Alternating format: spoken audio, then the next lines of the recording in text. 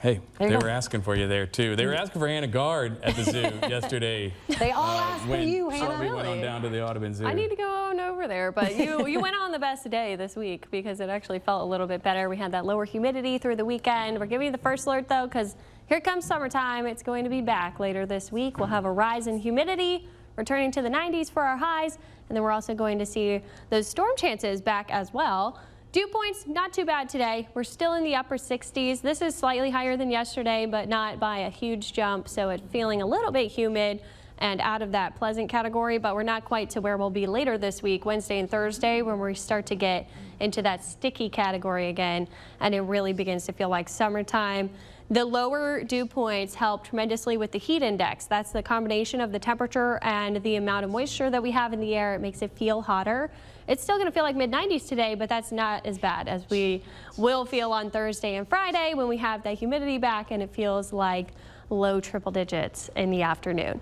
A scattered shower is possible today. Just little pop-up showers in the afternoon, mainly between the lake and sea breeze. Not going to be high coverage. Tomorrow looks drier. I don't really see much shower activity.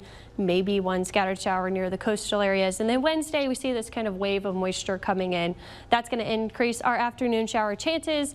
But each day, the coverage is fairly low. I'm not seeing any flood threats or severe weather threats. This is a very summery pattern.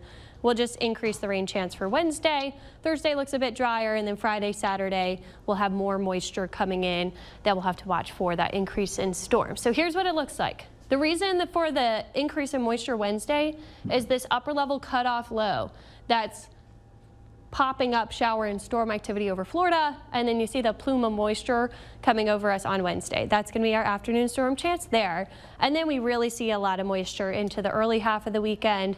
It dries out a little bit and moves north in the later half of the weekend, but when you start to get purples in there, that's a more significant rain chance.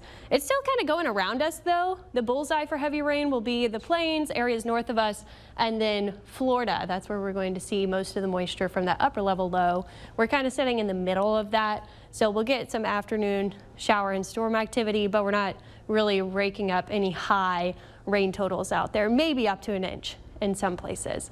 It's the second day of hurricane season, though, so we're going to keep watching the tropics. We don't have much to watch for on the Atlantic side. We are still watching the Eastern Pacific side.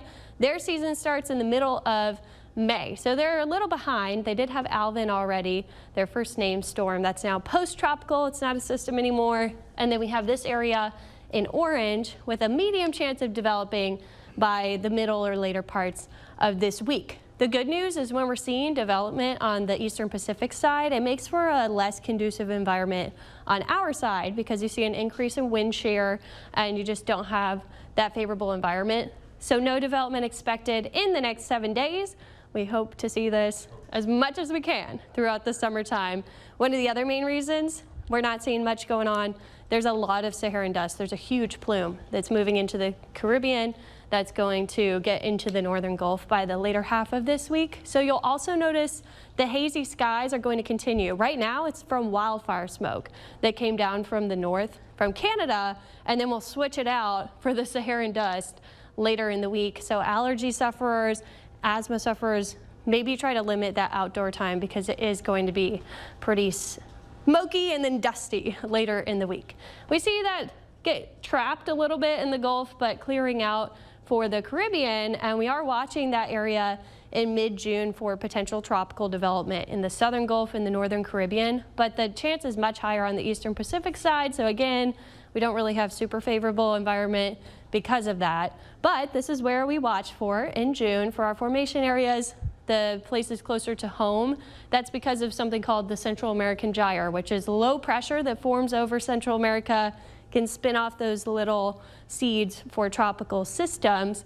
And right now they're kind of going on the Eastern Pacific side, so that's the good news. We'll keep watching it, but ignore the chatter on Facebook. The models, they pick up the Central American Gyre this time of year and they just run with it 14 days out. So we want to ignore the hype.